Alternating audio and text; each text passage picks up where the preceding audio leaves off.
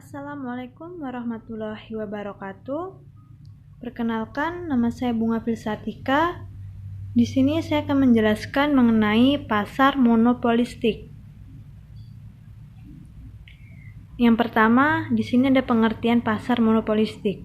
Pasar monopolistik adalah suatu pasar yang di dalamnya terdapat banyak produsen dalam menghasilkan barang yang sama, tetapi masing-masing pada barang tersebut mempunyai perbedaan pada beberapa aspek.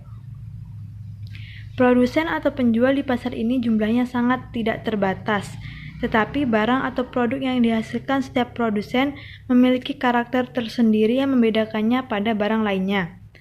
Nah, contoh barang dalam pasar monopolistik itu ada sabun, sampo, air mineral, sepatu, dan lain-lain. Namun, barang tersebut memiliki merek, desain, dan kualitas yang berbeda.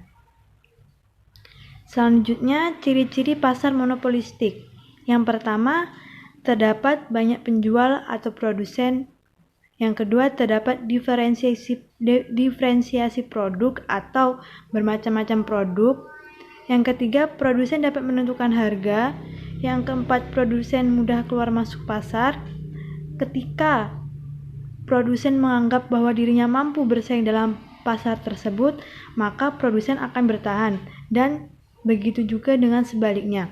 Apabila produsen tidak mampu bersaing dalam pasar tersebut, maka produsen bisa berhenti untuk memproduksi suatu barang. Selanjutnya adalah produsen harus melakukan promosi. Di sini produsen harus melakukan promosi agar mampu menarik konsumen untuk membeli hasil produk yang diproduksinya. Nah, selanjutnya ada jenis permintaan pada pasar monopolistik. Ada dua macam permintaan dalam pasar monopolistik. Yang pertama, permintaan konvensional atau demand konvensional, dan yang kedua, permintaan proporsional atau demand proporsional.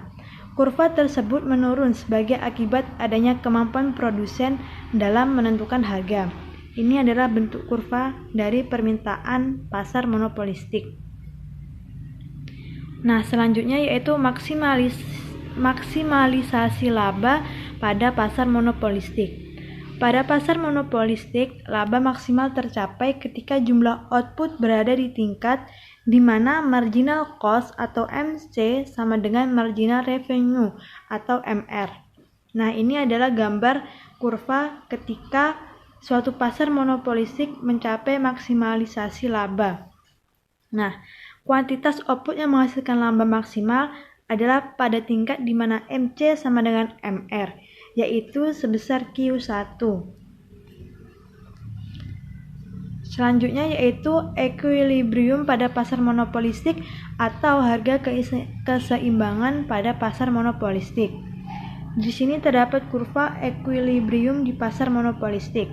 Nah, setelah kuantitas output yang menghasilkan laba maksimal diketahui Q1 yang tadi dan harga yang bersedia konsumen bayar juga diketahui P1, maka pada saat itu ditemukan titik equilibrium V. Adapun laba maksimal yang diperoleh produsen monopoli adalah sebesar area segi 4, yaitu P1, T, U, dan V. Selanjutnya di sini ada kelebihan pasar monopolistik. Yang pertama, jumlah produsen yang tidak terbatas serta persaingan bisnis antar produsen memberikan keuntungan bagi konsumen atau pembeli, yaitu memiliki banyak pilihan produk terbaik sesuai dengan kebutuhannya. Yang kedua, produsen dapat masuk dan keluar pasar dengan mudah, sehingga terus mendorong produsen untuk berinovasi dalam membuat produk berkualitas. Yang ketiga, konsumen di pasar ini sangat besar karena produk yang dijual biasanya adalah kebutuhan sehari-hari. Dan yang keempat, konsumen akan semakin selektif dalam membeli produk dan menjadi pembeli loyal ketika produk yang dibeli sesuai dengan harapan konsumen pada harga produk yang akan dibeli oleh konsumen. Sekian penjelasan dari saya. Mohon maaf apabila ada salah kata. Terima kasih. Wassalamualaikum warahmatullahi wabarakatuh.